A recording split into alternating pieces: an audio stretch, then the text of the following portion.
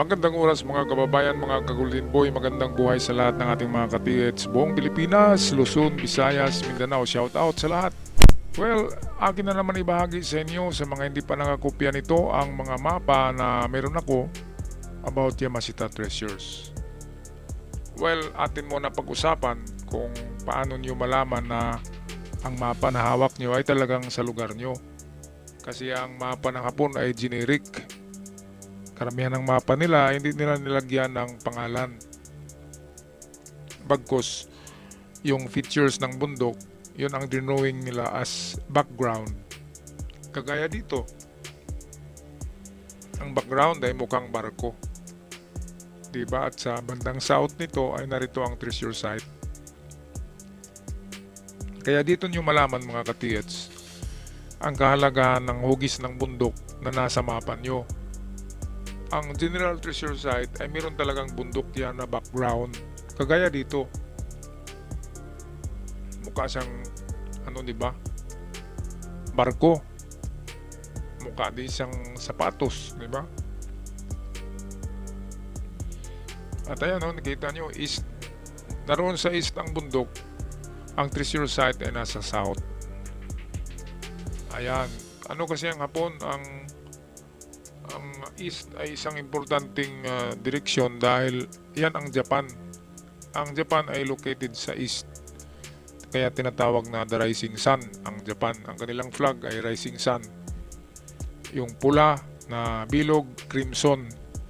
Yung isa, yung emperor sun, symbol yung maraming sun rays.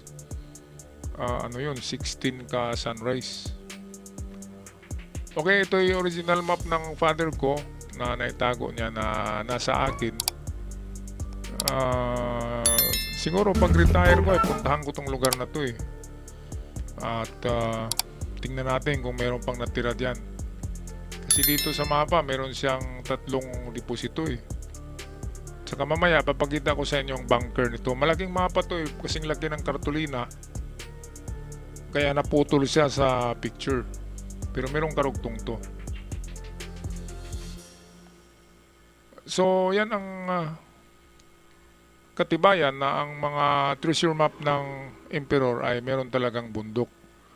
Ginagamit kasi nila ang bundok na reference. Reference yan para malocate nila yung treasure site. Katulad nito, 777 map, origin not known. Pero sabi ng mga nag-treasure hunt at mga treasure hunter noon, ito daw ay nasa Fort San Pedro. Fort San Pedro daw yan at flagpole. At nakuha na daw yan ni Makoy, ni FM. Ito naman, Xerox na lang ito. The 476 billion. Emperor treasure site pa rin to. Meron pa rin bundok. Ayan, no?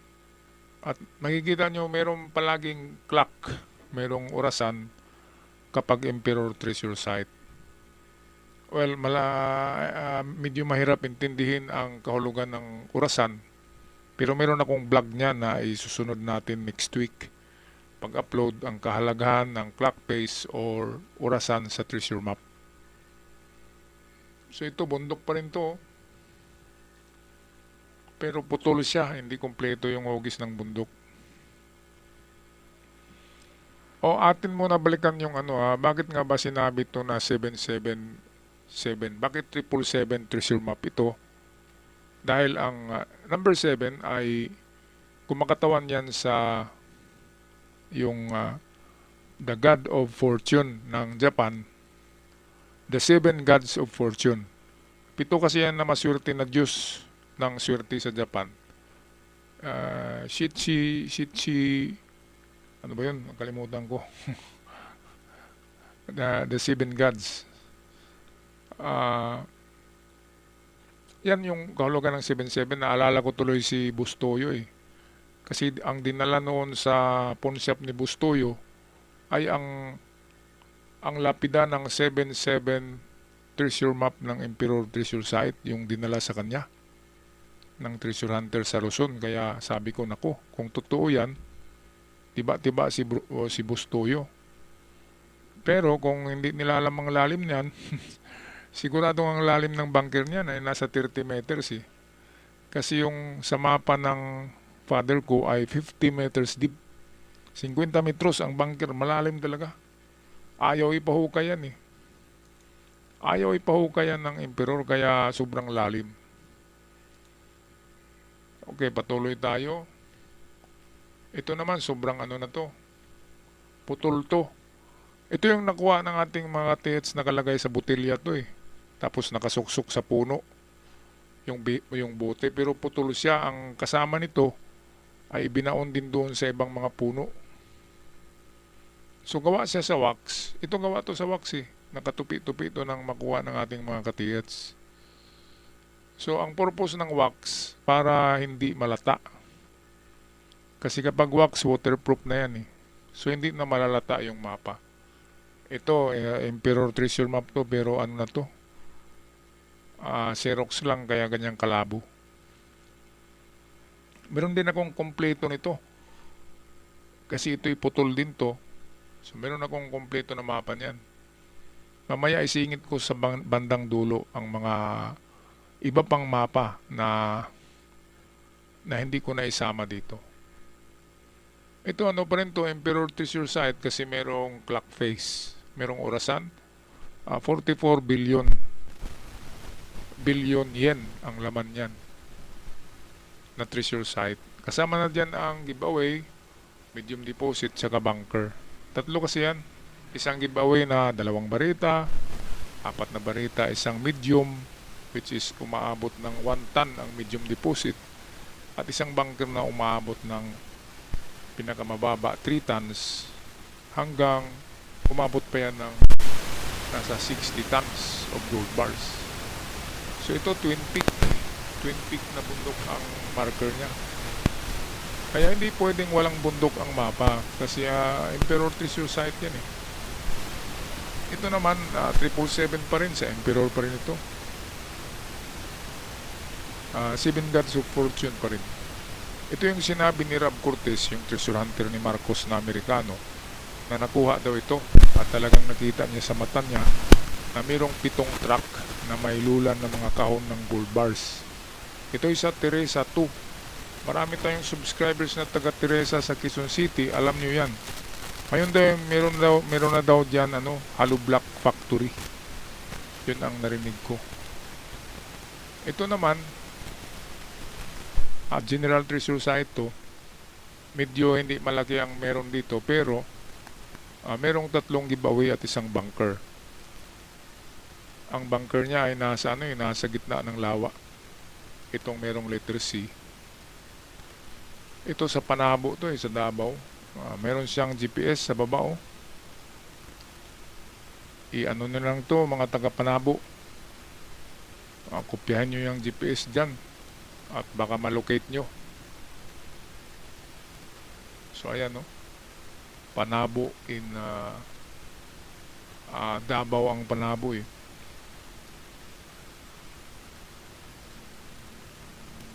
Ito naman putol to eh.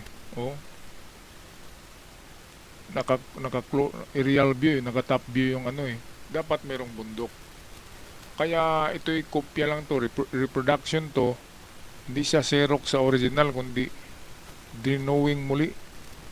Pero sa pag-drawing nila may nakaligtaan sila na detalye. Yun yung bundok, hindi nila kinopya eh. Kinopya lang nila yung treasure site. Tingnan nyo to, di ba? Emperor Treasure Site pa rin to. Kay Yamada to eh. Kay General Yamada. Ayan So may bundok na Mount Fuji ang hugis. At merong 3 old tree. Sa bawat old tree ay merong nakabaon. Ayan At ang malaking daw itong sa baba. Teka, balikan natin. Ang malaking deposito daw dito ay itong sa baba. Ito ay structure ng simbahan. So hanapin ng old church diyan. Naroon daw yung malaking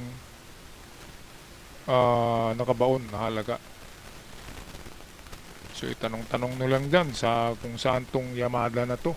Yamada, General Yamada. Ang item ay nasa lumang simbahan. Ito na yung sinabi ko na bunker na 50 meters down ang lalim na mayroong tatlong tatlong tonelada na nakapile na gold bars. Ito yung Yokin.